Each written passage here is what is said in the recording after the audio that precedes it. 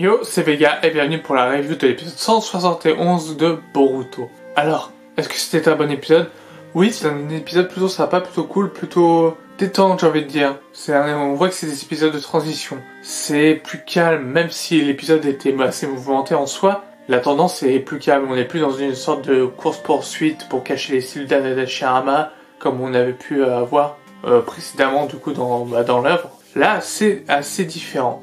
Donc on va commencer par la partie Boruto. Comme la semaine dernière il y avait deux parties, il y a deux parties succinctes, il y a Boruto et Sarada. On va commencer par du coup Boruto. Boruto affronte le premier du clan des bandits de Mujina, là où ils avaient perdu Kokuli.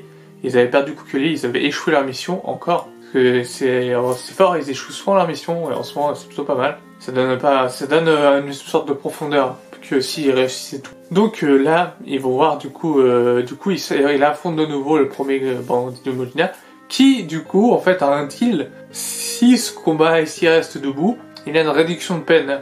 Mais Kakashi, t'es débile Kakashi. On fait pas ça à un mec aussi dangereux que lui, un mec aussi taré. Le mec c'est un bandit, c'est un mafieux.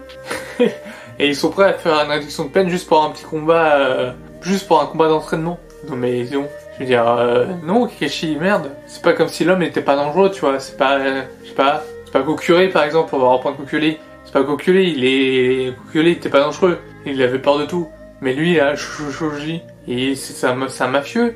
Le mec c'est un taré. Il te bouffe et il peut prendre ton corps. Bon, bref, du coup, le combat a lieu entre ces deux-là.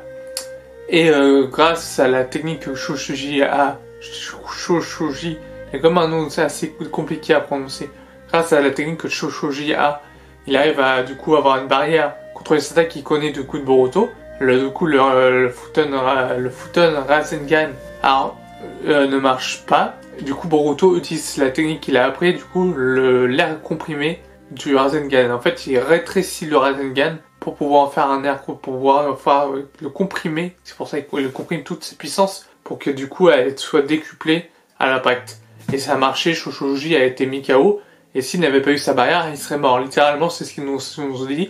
C'est que Boruto aurait tué un homme. Littéralement. Donc, ouais. Voilà. c'est pas ouf.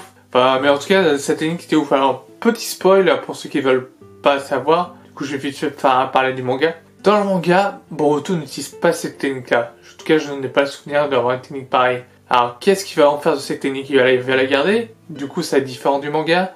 On va avoir deux canons différents, le manga et l'animé. Qu'est-ce qui va se passer du coup? Parce que du coup là c'est assez compliqué puisqu'on a un nouveau jutsu. Je vois pas Boruto abandonner déjà son nouveau jutsu et dans le manga ne pas l'utiliser.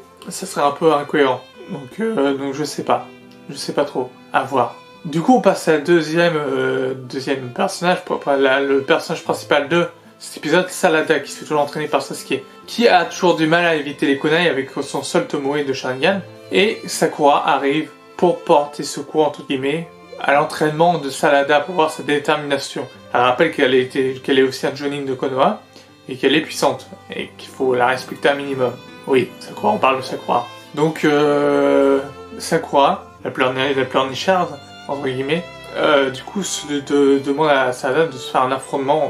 Ils vont s'affronter un contre un et du coup ça va donner lieu à une bonne défaite de Sarada, et Sarada comprend qu'il y a un fossé entre sa mère et elle, un énorme fossé, mais elle veut pas lâcher le morceau, elle veut continuer à se battre correctement, etc.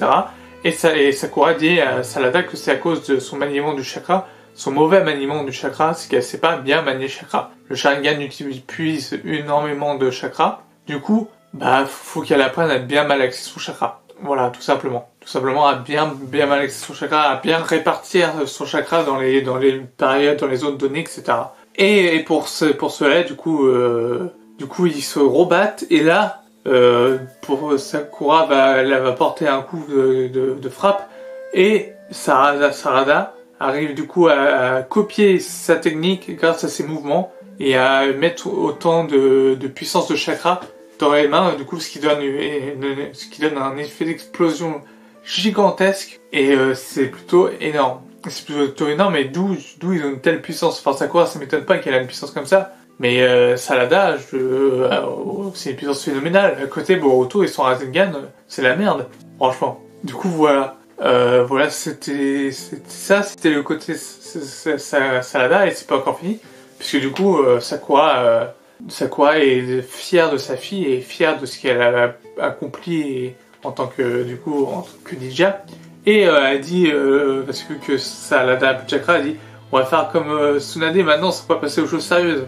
Et t'as Salada qui fait quoi? Mais non, je suis claqué moi, et tout ça. Et puis après, Sakura évoque Tsunade, du coup sa sensei, et dans ce qu'elle évoque des côtes fracassées, elle dit c'est pas grave si tu as des côtes fracassées, etc. Mais Sakura, c'est ta fille.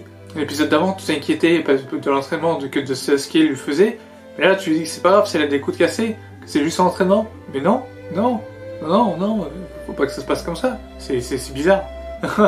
Sakura est sadique. Donc voilà, c'était le résumé. Est-ce que c'était un bon épisode? Oui. C'était un bon épisode par rapport à l'épisode de la semaine prochaine qui peut dire ah si j'ai oublié. Mitsuki se réveille enfin. Il se réveille, alors Orochimaru le dit qu'il n'est pas certain de revoir l'ancien Mitsuki. Mitsuki qu'on connaît parce que tes organes ont été touchés et pour les remplacer, c'est pas sûr que ça marche. Et du coup, voilà. Voilà, Orochimaru est quand même assez inquiet pour Mitsuki, pour l'état de santé de Mitsuki et le futur de Mitsuki. Ce qui fait que du coup, voilà, c'était le passage de Mitsuki. Et si on apprend juste qu'Orochimaru traitait les cellules d'Hashirama, et que du coup, c'est sur lui le prochain épisode, c'est d'avoir un autographe d'Orochimaru. Ouais, pourquoi pas. Pourquoi pas, ça peut être marrant. Ça peut être marrant comme épisode. Un autographe d'Orochimaru, ça peut être extrêmement marrant. Et ça peut être sympa et fun.